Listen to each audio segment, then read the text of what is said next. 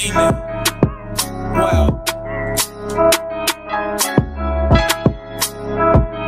as much amongst the people, racism is amongst the system. It is the system. Less of a loss to the Lord's high versus my own sure. I came to this series.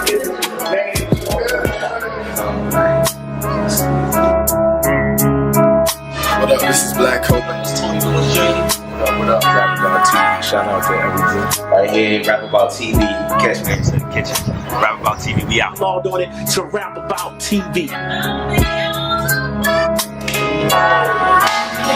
It's a black dog. My mother's got beat.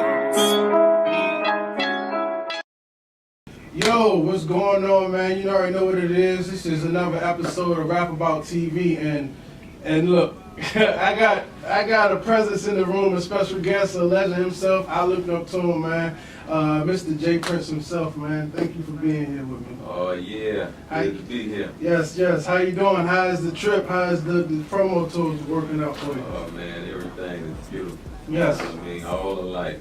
It's a beautiful journey at this point. Yes, sir. And look, so I read the book in its entirety, and I was taken away, you know, because you jumped in and you gave details or highlights in the moments of your life. So I'm gonna just off the bat, let me ask you, why would you say, from your interpretation, respect is art and a science?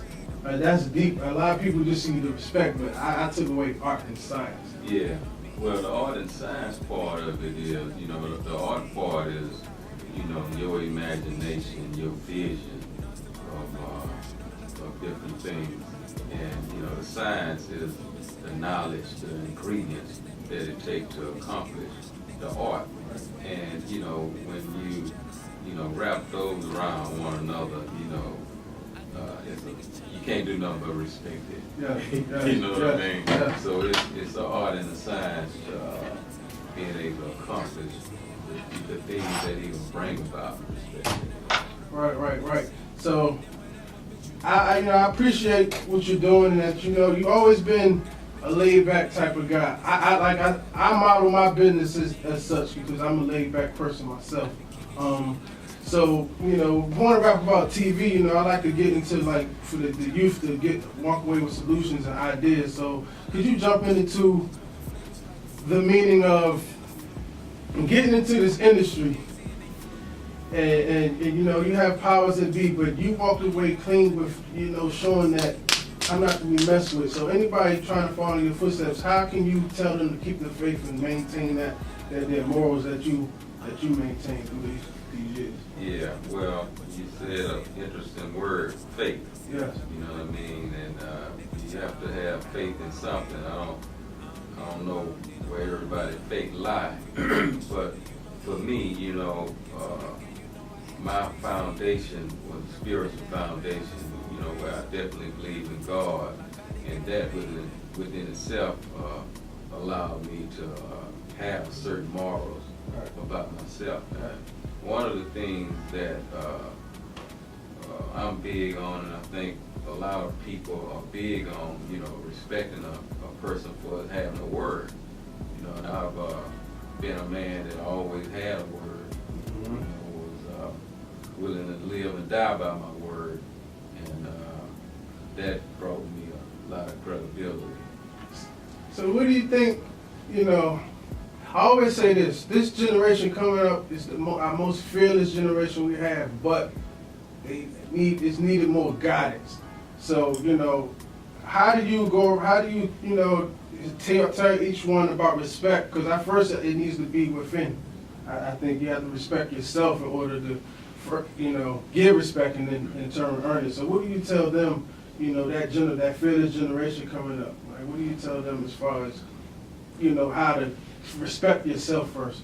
Yeah, well, I think it's something you can definitely tell them, but it had to be taught, you know, beginning at home, because more is caught than taught. So, you know, as a parent, you know, that's a good place to start, because, you know, a lot of times if it's not taught to an individual, then they don't know much about it. Right, and that's right. what causes, you know, disarray a lot of times when it has to be taught in the streets, sometimes in this system, incarcerate people, and ruining their lives and different things. But you know, the word respect is something that I feel one should know how to give. Like for me, I give it, and in return, you know, I definitely believe I've earned it, and then after that, I'm gonna demand it. So you know, it's for the youth. You know, this is a word that's diminishing today. It is. It is. We all understand that, but you know, we have to take like in my community, I take responsibility for a lot of the youth because I know they're following somebody, right? Yeah. And you know, I can't leave them out there to learn and know these things on their own. So when you take responsibility, then you play a role in the solution. Yeah, we got to make that cool again. You know, that, you know, accountability got to make cool again. So let me jump around. I'm jumping around a little bit. So I read, because this stuff was sticking in my mind. So when I reading part of the story, when you know they told you to pull over into the dark way or whatnot. Yeah, and it's crazy, but the crazy thing, it happens. It happens. So and on a small level, I know what you're going through. But my question is, why can't we get the brilliant minds like yourself and others, and some type of commission, or you know, because a lot of had you gone into that dark alley, that's been another brilliant mind they got, you know, and we don't have nobody. I know you have your own, but where's the outcry? So when our stars and our brilliant minds get, you know, they tap on the shoulder, we just, you know, go about our day. Like, where's our outcry? Yeah, well, in that dark alley, it was a possibility I could have won that fight as well. Yeah, definitely. Yeah, definitely. I didn't have to be a victim. Right. But I'm feeling you, you know what I mean? I'm feeling you. That situation is something that, you know, existed before me. You know, we lost a lot of greats, you know, Martin Luther King and all of those guys. And, you know, I don't know if that'll ever change, but what you're saying is how do we unite and, you know, at least have a like-minded voice. Right. Together to, because, you know, if somebody was the, you know, somebody, God forbid, you know, was that was to play out, you know, you would have had, you know, the folks that, you know, that loved you in your community would have been a rage, but organized, I'm talking like an organized, you know, rage to where they like, nah, you're not going to take ours, you know, we're not for this no more. Yeah, you know, no, I can dig it, but look at the art and science that went into me not going into that dark situation. Look how I was rolling with structure. I had homies. Yeah, definitely, yeah. You know what I mean? So, you know, a lot of times, you know, you can do things to prevent a lot of these things from taking place because if one really observe and listen, it always signs before disaster a lot of times. So it's good to know how to read the different signs. Right. All right, well, I ain't heard no one ask this one. Have y'all ever thought about, and I know, you know, when y'all was coming up with a, you know, big distributor, you know, a black-owned distributor, and that's still kind of missing now. So I look at the industry now, they kind of cornering the market with the streaming services and now the YouTubes. Like, have you revisited that in your mind of, you know, or is that like, you know, I don't want them problems no more, or, you know? No, it's not so much of the problem. I've just moved on to a different era. You know, where that part of my life is concerned, but I'm still rooting for, you know what I mean, somebody. Right. You may have that vision, you know what I mean? So I eventually feel it'll be done someday. Right. Okay, cool. All right. So off the serious note, man, it's something I just personally want to know. All right, you a lot of music came your way through the years, but I always ask the question: if you had to go on a forever journey or whatnot, and you had to only take 3 albums with you that you could listen to forever, what would those 3 be? 3 albums. Yeah. Forever journey. Forever journey. Now, when you say 3 albums, you're talking about any album. Any genre, any, you know. So let me just put Sade on that list for one of them. I would love to give me some Sade. Okay. Now I'm gonna have to reach and grab one of them gospel albums. too. We talking. Because I need to. I may want to hear some Aretha Franklin. Right. You know what I Yes, mean? yes. That's the Yeah. piece of the queen, man. Yeah, Yes. let Aretha serenade me on my spiritual journey. Right.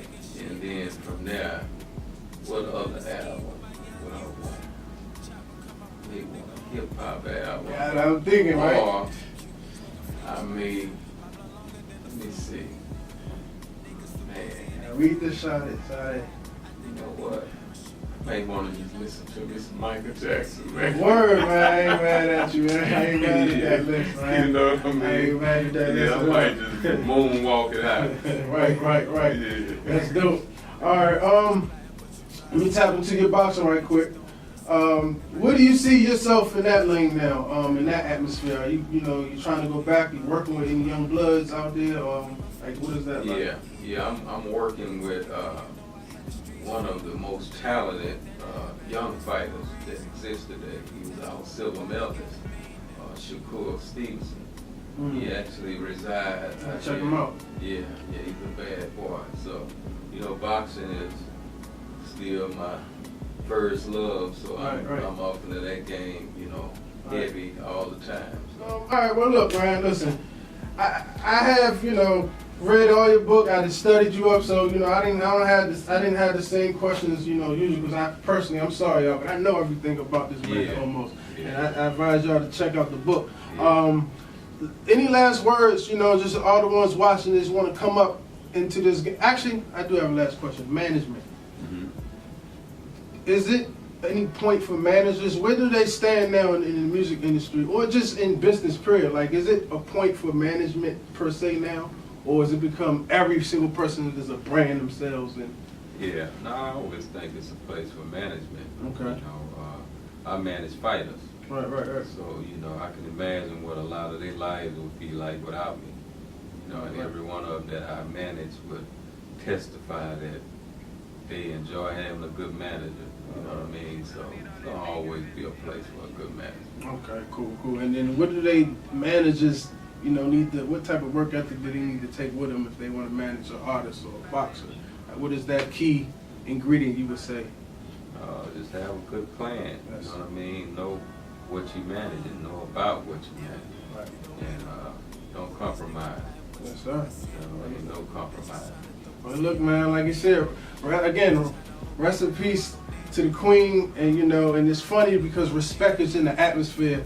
And it's for a reason, man, and so we need to, take and respect ourselves, we show respect to others, and you trust me, you'll get the respect, and that's what we need to do as a community, man. Listen, thank you. Yeah. You know what I'm saying? Thank you, yes, sir, man. I appreciate you coming through. Oh, good. You know what it is, man. This Rap About TV, man. We got the great Jay Prince, Rap man. about. You Live already- in living color. Yes, sir. One love. Peace. Yeah. Wow. As much amongst the people,